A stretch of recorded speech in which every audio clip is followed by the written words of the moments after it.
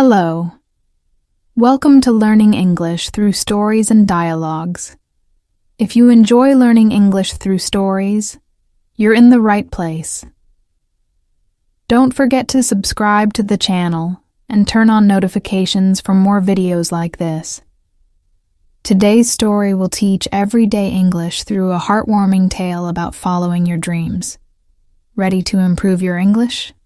Let's begin our story. Hi there. I'm Sarah Mitchell, and I'm about to tell you how my life completely changed in ways I never expected. You know those moments when everything seems to be falling apart, but later you realize it was actually falling into place? Well, this is one of those stories.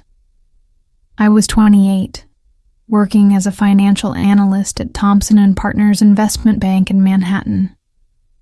It wasn't my dream job, but it paid well, and everyone said I was lucky to have it. Each morning, I'd put on my perfectly pressed suit, grab my coffee from the same coffee cart on Wall Street, and head up to my cubicle on the 32nd floor. That was my routine for 6 years, until that Monday morning in October. The day started like any other. I remember checking my email while sipping my vanilla latte, my daily splurge as I used to call it. Then I saw it, that message from HR with the subject line, "Meeting request, 2:00 p.m. today." My heart started racing immediately. You see, Thompson & Partners had been going through what they called a restructuring phase, which everyone knew was just corporate speak for layoffs. I tried to focus on my work, analyzing spreadsheets and preparing reports, but my mind kept drifting to that email. By lunch, my stomach was in knots, and I couldn't even eat the salad I'd brought from home. My colleague Jennifer noticed something was wrong and tried to reassure me. "Hey, maybe it's about that promotion you mentioned last month." But at exactly 2:00 p.m., as I walked into the HR office, I knew. There was something about the way Margaret, the HR director, avoided eye contact while gesturing for me to sit down. "Sarah, due to recent company restructuring," she began, and the rest of her words became a blur. I packed up my desk in a daze. Funny how 6 years of work life fits into one cardboard box. Photos of family vacations, my lucky pen from college, sticky notes with random numbers and reminders. As I rode the elevator down for the last time, clutching that box against my chest, I should have felt devastated. Instead, there was this tiny flutter in my stomach, something that felt surprisingly like relief. Walking out of that glossy building, I decided to take the long way home through Brooklyn instead of my usual subway route. Sometimes the best decisions are the ones we make without thinking too hard about them. And that walk? Well, it changed everything. The October breeze felt different that afternoon as I wandered through the cobblestone streets of Brooklyn. Maybe it was because I'd never been in this neighborhood at this hour. Usually, I'd be stuck in my office, dreaming about being anywhere else. Funny how life works sometimes. That's when I saw it. An old storefront with a for rent sign hanging crookedly in the window. The space had this charming vintage feel, with large display windows covered in a thin layer of dust.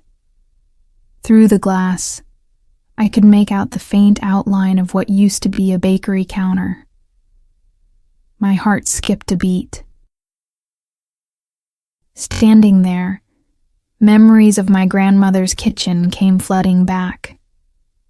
I was 8 years old again, standing on a wooden stool next to her worn kitchen counter, watching as she kneaded dough for her famous cinnamon rolls. "The secret, Sarah dear," she would say, her hands covered in flour, "is to bake with love. When you put love into your food, people can taste it." I pressed my face against the cool glass, cupping my hands around my eyes to see better. The space wasn't huge, but it was perfect. A cozy corner spot with large windows on two sides, hardwood floors that had seen better days, and I could just make it out, some of the original baking equipment still intact in the back. Without thinking, I pulled out my phone and dialed the number on the "for rent" sign.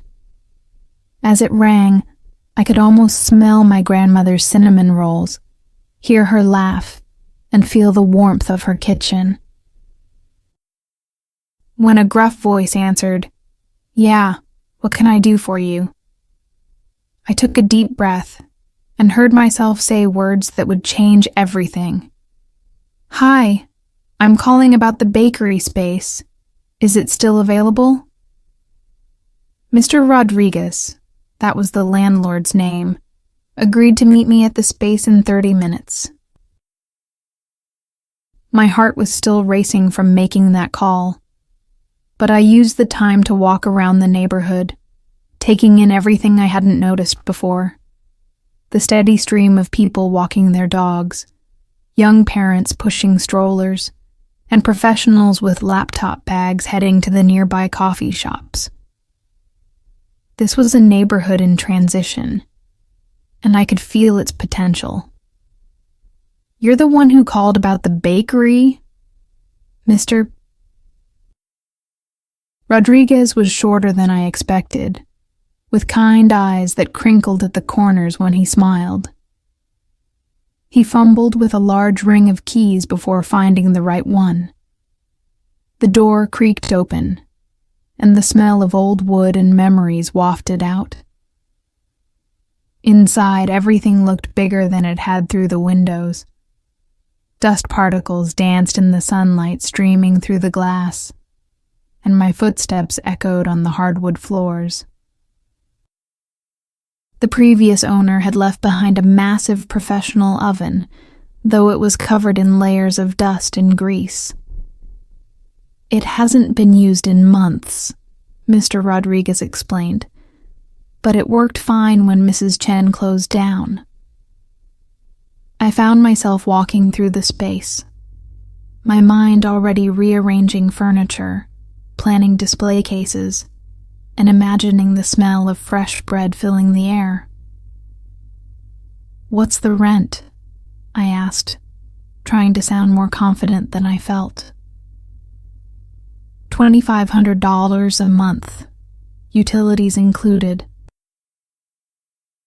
First and last month's deposit required. He paused, watching me carefully. "You've run a bakery before?"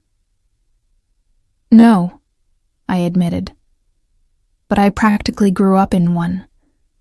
My grandmother—" I stopped myself. This wasn't about childhood memories. This was business. I have experience in financial planning and business management. I know how to make this work.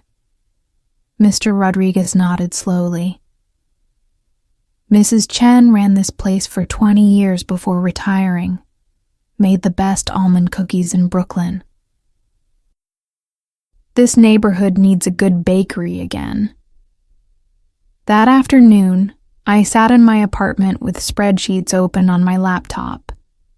Old habits die hard, I guess. My severance package would cover the deposits and initial renovations.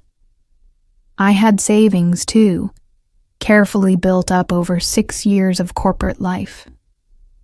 On paper, it was risky. The smart thing would be to look for another finance job, stay in my comfort zone. But sometimes the smart thing and the right thing are different. I called Mr. Rodriguez back that evening and scheduled a meeting with him and his lawyer for the following day. Then I did something I hadn't done in years. I pulled out my grandmother's old recipe box, the one I'd kept but rarely opened. Inside, written on cards stained with butter and thyme, were the recipes that had made her small-town bakery famous in Ohio. As I ran my fingers over her handwriting, I could hear her voice. "Sometimes, Sarah, the best things in life start with a leap of faith." Tomorrow, I would take that leap. That night, I spread Grandma Rose's recipe cards across my kitchen counter. Each card was like a little time capsule, with notes scribbled in the margins and small stains telling stories of countless baking sessions. "Add extra vanilla if using winter eggs," one note read. I hadn't even known eggs could be different in winter. My tiny apartment kitchen was nothing like the industrial space I'd just rented, but it would have to do for testing. I started with the simplest recipe, her classic chocolate chip cookies. "Always start with room temperature butter," I could hear her voice saying. The recipe card was so worn at the corners that some numbers were barely legible. The first batch was a disaster. Too flat, too crispy. The second wasn't much better. By midnight, my kitchen looked like it had been hit by a flour bomb. But the third batch, perfect. Golden brown, slightly crispy on the edges, soft in the middle, just like Grandma used to make. Next came her famous cinnamon rolls. The recipe card for these was the most detailed, with strict instructions about the temperature of the milk, warm like a baby's bottle, and the consistency of the dough. Should feel like your earlobe when you pinch it. As I kneaded the dough, memories of Sunday mornings in her kitchen came flooding back. My phone buzzed. A text from Mr. Rodriguez. "Lease ready to sign tomorrow, 9 a.m.? I looked at my flour-covered hands and smiled. In just 24 hours, I had gone from losing my job to preparing to sign a lease on a bakery. The dough under my fingers felt right, like it was exactly what I was supposed to be doing. I worked through the night, testing recipes and making notes. These weren't just recipes anymore. They were my future. After signing the lease, reality hit hard. The charming vintage bakery I'd fallen in love with needed more work than I'd initially thought. The old oven, which Mr. Rodriguez had assured me worked fine, needed major repairs. The plumbing made concerning noises, and the electrical system needed updating to handle modern equipment. But sometimes starting from scratch is a blessing in disguise. I hired Mike, a local contractor recommended by Mr. Rodriguez. "First thing," he said, walking through the space, "we need to fix that floor. Can't have health inspectors seeing these loose boards." He had a point. What had looked charmingly vintage in my excitement now seemed potentially hazardous. I spent hours at hardware stores, learning a whole new vocabulary. Who knew there were so many types of paint finishes, or that installing a proper ventilation system would be such a complex project? My financial background helped with budgeting, but nothing in my Wall Street experience had prepared me for choosing between different types of commercial refrigeration units. The walls, once stripped of their old yellowed wallpaper, revealed beautiful exposed brick. "That's a feature," Mike said. "We should keep it." I agreed. It added character and warmth to the space. We painted the other walls a soft cream color that reminded me of fresh butter. The display cases arrived next, gleaming glass and stainless steel that would soon hold my grandmother's creations. I positioned them exactly as I'd imagined, angled to catch the morning light. The coffee station went in the corner, with plenty of counter space for the espresso machine I'd splurged on. But my favorite addition was the small wooden table I'd rescued from my grandmother's house years ago. I placed it near the window, restored and polished. For recipe testing, I told Mike, but really, it was my piece of home in this new space. Each day brought progress and problems in equal measure. The health inspector's first visit resulted in a list of required changes. The budget stretched thin, then thinner. But watching the space transform from an abandoned storefront to my dream bakery made every challenge worth it. Finally, after 6 weeks of renovation, I stood in the middle of my almost finished bakery. The newly installed bell above the door chimed softly in the breeze. Tomorrow, I would start bringing in equipment and supplies. Soon these empty display cases would be filled with life and the sweet smell of success. I arrived at 4 a.m. on opening day, my hands shaking slightly as I unlocked the door. The street was dark and quiet, but my mind was racing with 1,000 thoughts. Had I ordered enough supplies? Would anyone show up? Did I remember to set up the cash register correctly? The familiar hum of the refrigerator and the warmth of the oven's preheating helped calm my nerves.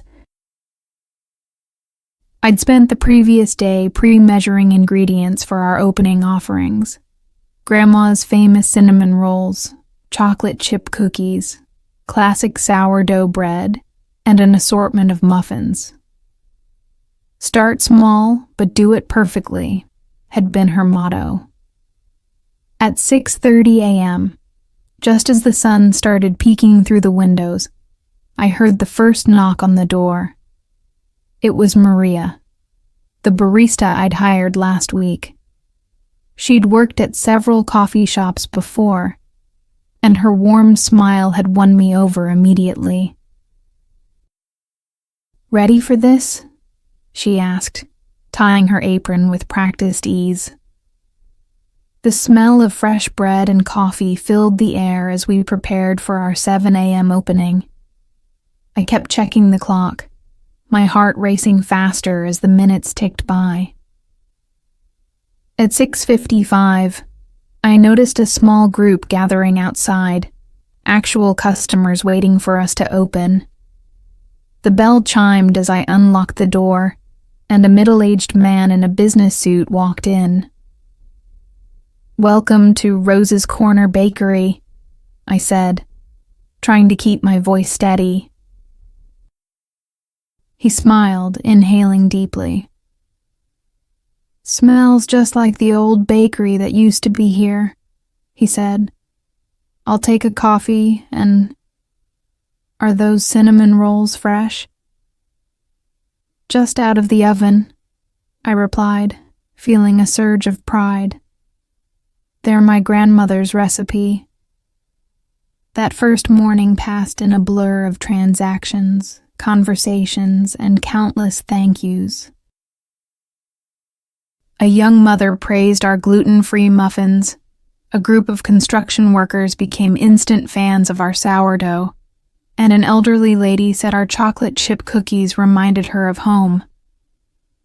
Not everything went perfectly, of course. The card reader jammed once, causing a small line to form. I dropped a tray of croissants, thankfully before they made it to the display case, and we ran out of oat milk by 10 a.m. But each minor crisis taught me something new. The real moment of truth came around lunchtime. A well-dressed woman in her 60s walked in, looked around carefully, and approached the counter. "Are you the owner?" she asked. When I nodded, she continued, "I'm Helen Chen. This used to be my bakery." My heart stopped for a moment. Mrs. Chen, the previous owner Mr. Rodriguez had mentioned. She studied the space, taking in all the changes we'd made, and I held my breath waiting for her verdict. Finally, she smiled. "You've done a wonderful job," she said, touching the restored wooden counter. "The place needed new life, and you've given it that. Now, let me try one of those cinnamon rolls I've been hearing about all morning." As I wrapped up her cinnamon roll, I realized something. This wasn't just my dream anymore. It was becoming part of the neighborhood story, just as Mrs. Chen's bakery had been before. And we were only just beginning. As weeks passed, Rose's Corner Bakery became more than just a place to buy bread and pastries. I started recognizing the rhythm of our customers, the early morning regulars who needed their coffee fix, the moms who stopped by after school drop-offs, and the freelancers who would camp out at our tables with their laptops during the quiet afternoon hours. Tom, the owner of the bookstore next door, became our unofficial neighborhood guide. "You should meet Marcus at the flower shop," he suggested one day. "He's always looking for places to recommend to his wedding clients." That connection led to our first wedding cake order, which then led to more special occasions catering. I started a weekly community table tradition, inspired by my grandmother's habit of bringing people together over food. Every Wednesday evening, I would put out samples of new recipes I was testing. People would gather, taste, and share their opinions. It was through these tastings that our maple pecan bars became a customer favorite, and where I learned that the neighborhood desperately wanted good gluten-free options. The local elementary school reached out about providing treats for their bake sale, and I found myself teaching a quick baking class to wide-eyed third graders. Their thank you cards, covered in crayon drawings of cookies and cakes, now decorated our bulletin board. Even Mr. Rodriguez became part of our daily life. He'd stop by every morning for his espresso and pan dulce, occasionally bringing photos of his mother's bakery in Puerto Rico. "She would have loved what you've done with the place," he told me one day, and I felt my heart swell with pride. This wasn't just my grandmother's legacy anymore. It was becoming something uniquely ours, a blend of old traditions and new connections, rising and growing like a well-tended sourdough starter. Not everything was sugar and spice in those first few months. One morning, our main oven decided to stop working right before the morning rush. I stood there, staring at the dark display panel, with trays of unbaked bread waiting and customers due to arrive in an hour. That's when Maria proved her worth beyond making perfect lattes. "My cousin's a repair technician," she said, already dialing her phone. "He owes me a favor." Within 40 minutes, he arrived, tools in hand. While he worked on the oven, we improvised, offering extra coffee discounts and turning our ready-made pastries into French toast to keep customers happy.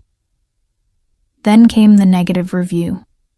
Someone complained online about our prices being higher than the chain bakery across town.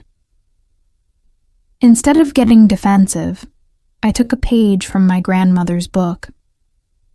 The next day, I put out a sign explaining our commitment to using quality ingredients and supporting local suppliers. Next to it, I placed free samples of our most expensive items, the very things the reviewer had complained about.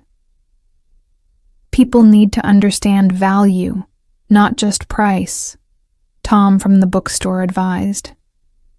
He was right.